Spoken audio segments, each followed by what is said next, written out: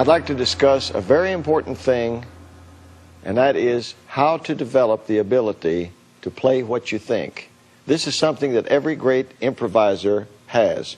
If you can't play what you think, then you're reduced to playing formulas and licks and devices and patterns that you see on the fingerboard. And this is very mechanical and very plastic, and it has no energy, has no spontaneous feelings, no creativity.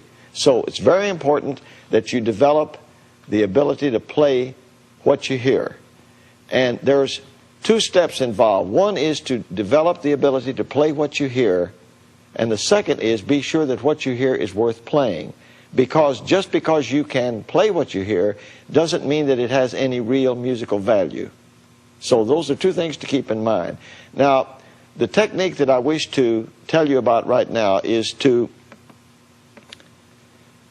think about striking a chord on the guitar without intellectualizing it, without naming the note. So you imagine this line of music.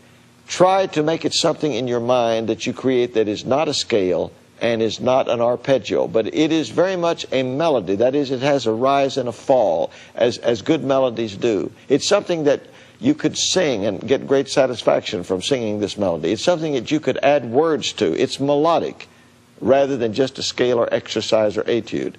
So we strike a chord and we imagine in our mind something. First thing is we imagine it in our mind. And then we, after internalizing it or hearing it in our thoughts or in our mind, we then externalize it by either humming or singing or whistling it.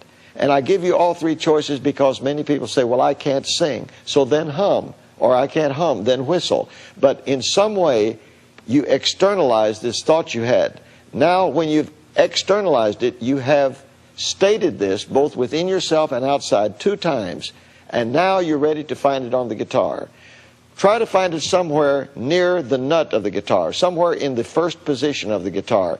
And as you gain familiarity with finding more and more lines in the lower positions of the guitar, then try to find them in higher positions, in the same key, and then moving to other keys. But you try to later to find as many different positions on the guitar to play that same little melody that you made up. So I'm going to do one for you right now. I'm going to play a chord. I'm not thinking of what the chord is, the name of the chord, the notes in the chord. I'm just going to savor the chord and let something come to my mind that I think would fit, that would be in agreement with this chord. And hopefully it is a melody rather than an exercise. Now I hear it in my mind. I'm going to externalize it by whistling it.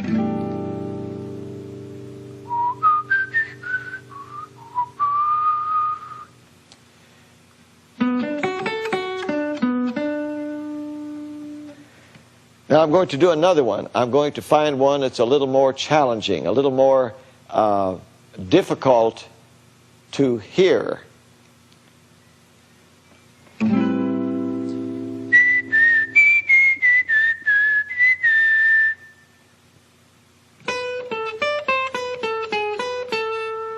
I'm going to try to find it in a lower position.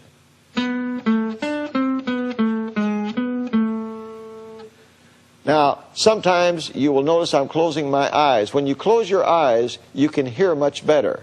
You can also hear your thoughts better. You can hear what's in your mind better when you close your eyes. And you can also hear music better when you close your eyes. So sometimes this helps. Keep that in mind.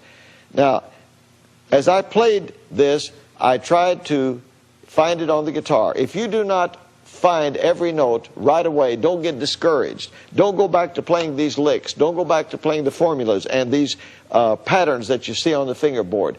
But remember, the only way to get good at making up something is to make it up and keep making it up and not get discouraged. And if you make a little mistake, so what? You do it over again, and each time you'll get closer. And finally, you'll reach a point where it almost seems as though it's simultaneous, although it's just a very short time span between you thinking about it and being able to play it. I'm going to try to think of something, whistle it, and play it at the same time.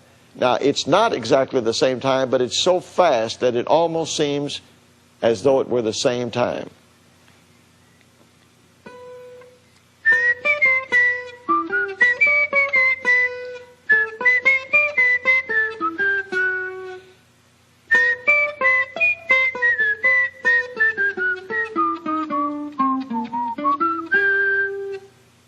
That's the idea. And when you get to that point, you will have really mastered the first step that's necessary in becoming a jazz improviser.